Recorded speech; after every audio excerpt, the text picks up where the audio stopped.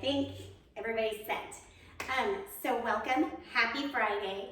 So last Friday we did a lot of work on the neck specifically. Today we're gonna do a lot of work on the front of the shoulders and the back of the shoulders. So again, we're working our way to dynamic, but sometimes you just gotta do the work. All right, let's get started in child's pose. Taking a moment to set up, I say it every time, make sure that you are comfortable in your pose. There's a level of ease that we want.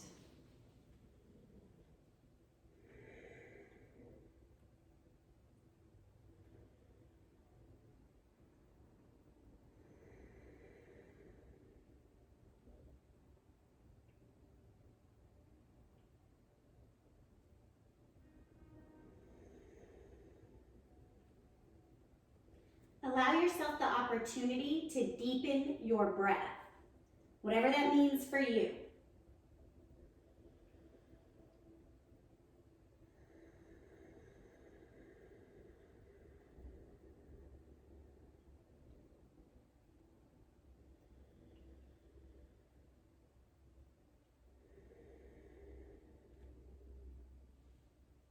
Downward facing dog. Coming into awareness, noticing what parts of your body need a little extra attention this morning.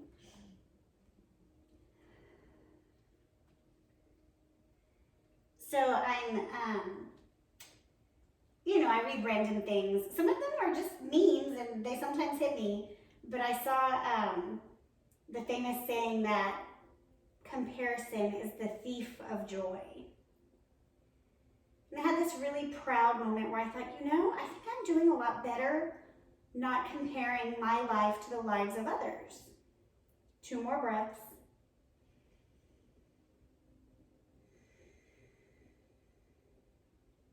High push-up. I've come into a place of gratitude for what I have and trust that what I want and need is coming. However, my growth edge is the comparison of myself against myself. 1 more breath. Lower down, belly to the ground. Untuck the toes. Bring the hands just off the mat. Tent the fingers, so fingertips but not palms. Inhale, lift your heart. Pause here. So comparing maybe what I looked like a decade ago, or comparing anatomically what my body used to do, drop your right shoulder down and in, look over the left. Pause. So this idea that I've done some good work around not comparing myself to others, but comparing myself to who I used to be or who I think I should be. Back to center. Other side. Make sure that you're pressing the pinky toes onto the ground. There's space.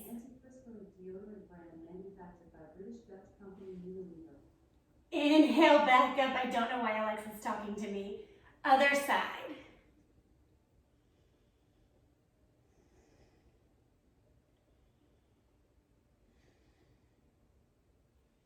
Inhale, back up, other side. We're getting into those kind of sticky points in the front of the chest. And even in the shoulder blade area. Back up. 1 more time each side, you've got this.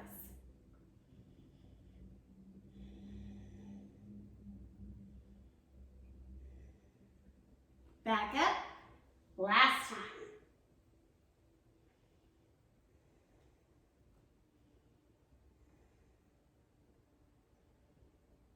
Back up. We're going to come into fallen angel now. So negotiate the space around you. Lay on your belly, arms to a goal post. Drop your right ear to the ground. Take your left hand under your shoulder. Pick up your left leg. Drop it to the ground behind you. Maybe it doesn't reach, right? Maybe you need to put a block or a pillow.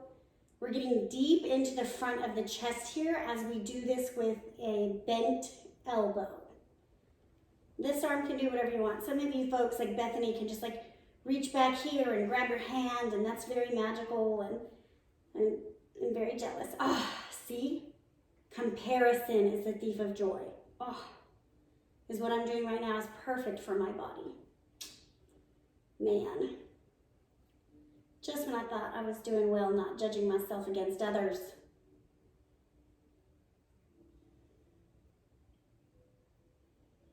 We're just hanging out here. This is a deep, prolonged stretch. It can get quite intense.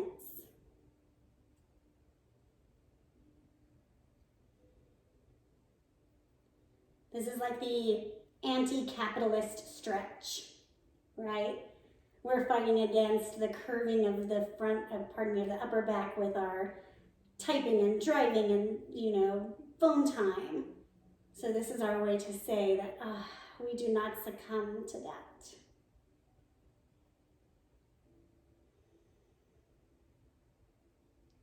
Three more full cycles of breath. I love that I said anti-capitalist and I'm wearing a shirt that I think has the American flag on it.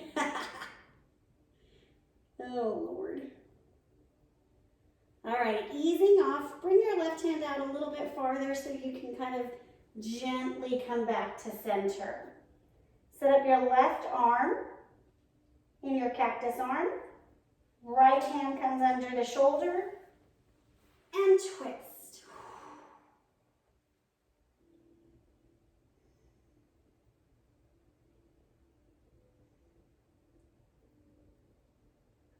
Sometimes you can feel this all the way down into your elbow.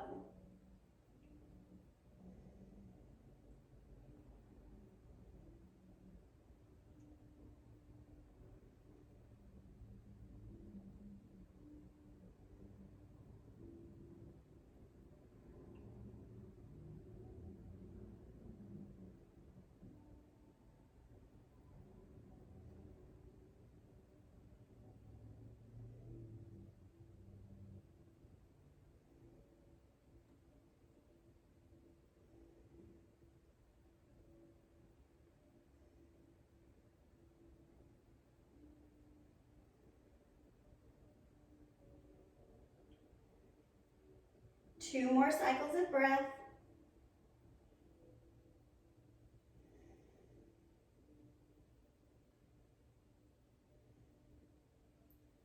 Come back to your belly. Take a moment, bring your arms by your side, and just rest.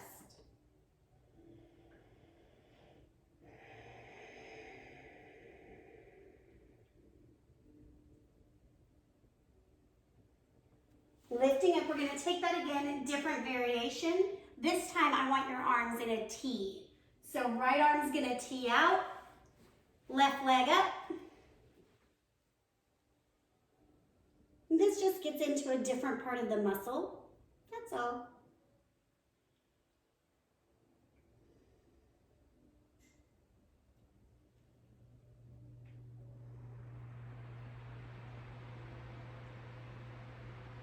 Lots of times we can do this also like between a door frame. Just kind of straighten our arm out on the wall and twist our body away from it. But I really like it on the floor because I feel like gravity's helping hold me accountable, keeping me in alignment.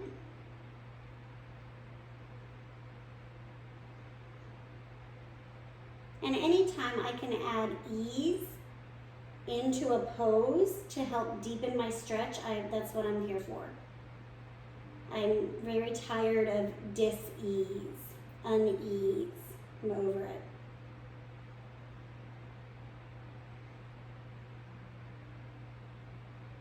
Gently roll back, coming onto your belly, pause, straighten the left arm, up and over.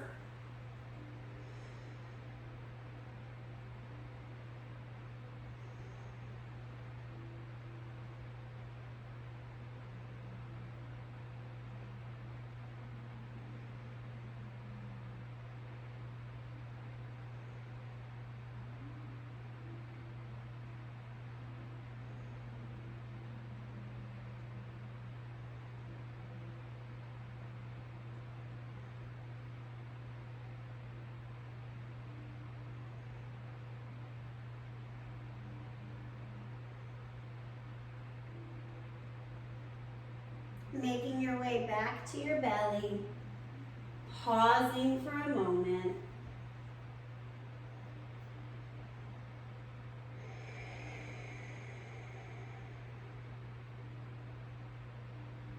Inhale, bring your elbows under your chest, pardon me, under your shoulders.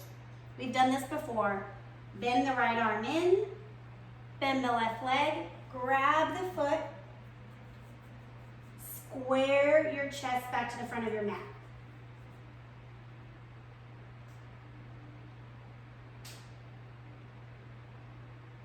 And this isn't, in this instance, the point is not to get your heel to your bum.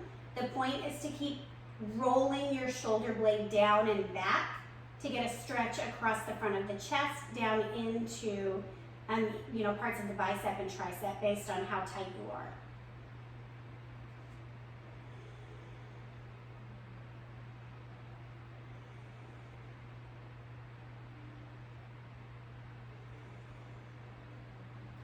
Gently release, elbows back under shoulders, twist the left arm in, bend the right leg, grab that foot, letting the front of the right pec down into that bicep open up. So not focusing on lifting the knee, right? It's not about that. Each intention can completely change a pose and your focus of it, right? Like King Arthur versus low lunge. It's really just your intention of your hip.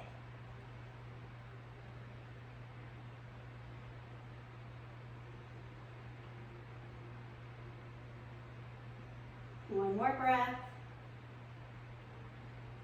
Release. Downward facing dog. Getting a nice straightening out of the back after that curvature. Tilt your tailbone high. Inner elbows spiraling outward will engage the shoulders. And just stay here for 4 more breaths.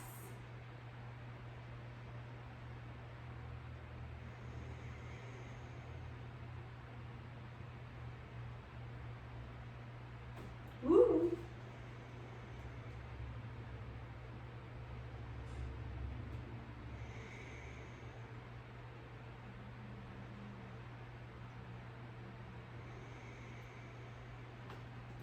Drop onto your knees. Bring a block with you. We just never know what I'm going to do. Come onto your back. We're going to take bridge pose here, but with the variation where you clasp your hands under your back, again, to open across the chest. Feet parallel-ish, whatever feels good, right? We don't overcompensate form for what feels right in our body. Inhale, rise up. Tuck the shoulders underneath you. If your body is similar to mine, you'll feel this even in your tops of your shoulders, all the way down the biceps. You can see my hands don't touch the floor. So if this is really accessible for you, figure it out. Walk your feet closer, try to wrap your hands around your ankles, figure out how to make this pose an intention of shoulder opening.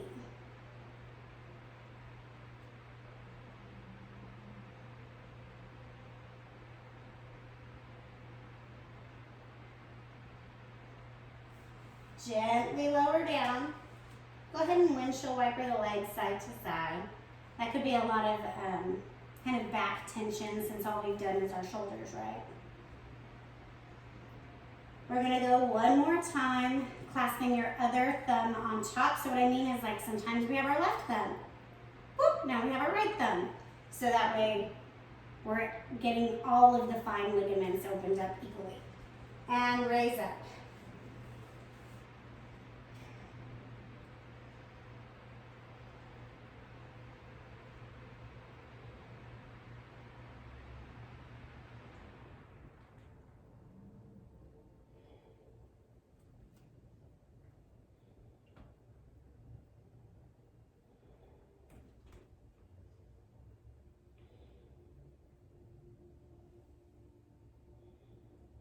One more breath.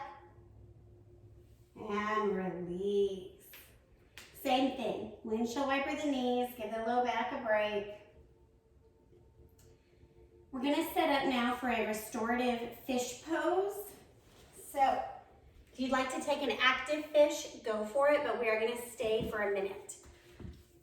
Like, a minute is not 60 seconds in my world. Okay, I like to set up like a T. You figure out the height that works best for you. You want the shoulder blades, the tip of the shoulder blades on the tip of the block, and then drop, readjust the head block once you're set. Arms out. We've done this before. But if we think about the hours and hours and hours we spend sitting with our spine curved forward, 3 or 4 minutes a week doing the opposite, you're gonna be fine.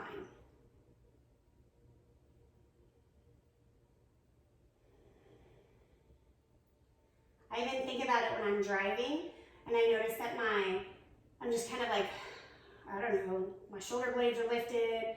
I'm now working on rolling my shoulders down and back and driving a little bit lower on the steering wheel just to give my neck and shoulder cage a break, man. I just need a break.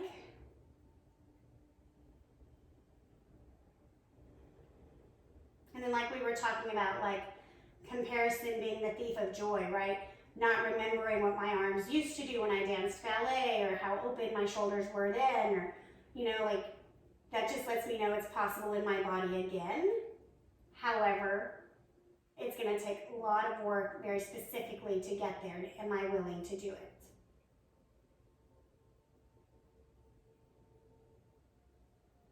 So removing all of like that conversation of shame that it has changed. Of course my body's changed. I'm not dancing ballet and folklorico and jazz and modern for 9 hours a day. Obviously. So when we look at our ways we judge ourselves, right, like losing hair and things like that, it's just really an opportunity to not judge ourselves on what we used to be or what we think we should be.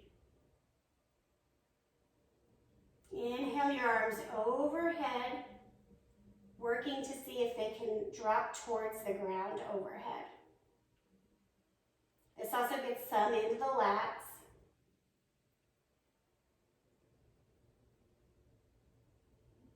And you'll begin to notice like where you need a little break, right? Where you can maybe rock side to side on the block to release a muscle.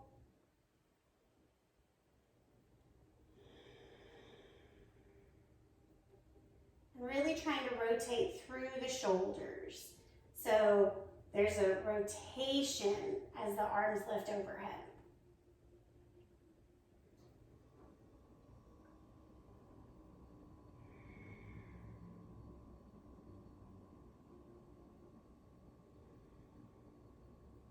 Stay in your breath.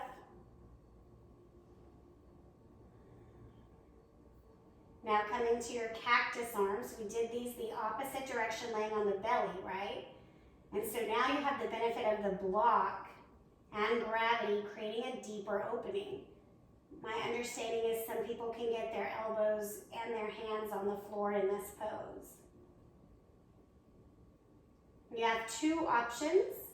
You can end your practice in this restorative fish with your arms down by your side, or you can remove your block and come to Savasana. Either way, choose an intent for your final pose of practice. Maybe it is the concept of ease. Inviting ease in.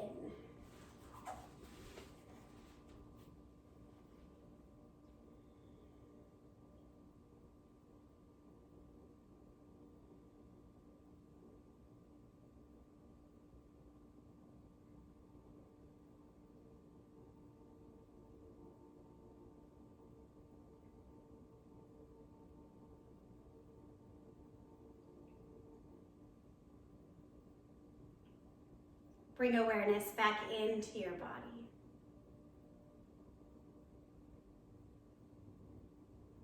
Coming to a fetal position on either side.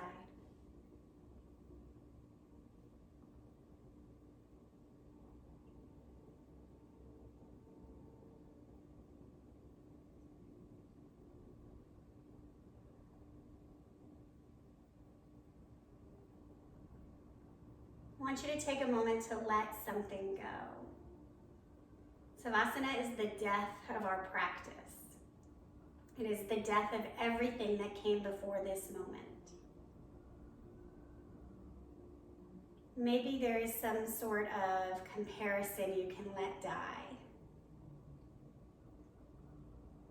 And I acknowledge that sometimes we have to let things go 1,000,000 times before they go. But that's the work. Come up to a simple seat.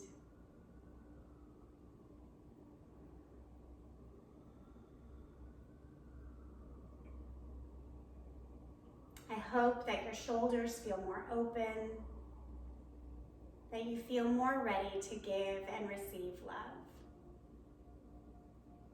Bring your hands to heart center. The part of me that is nothing but pure, unconditional love acknowledges the part of you that is nothing but pure, unconditional love. And together we say, Namaste.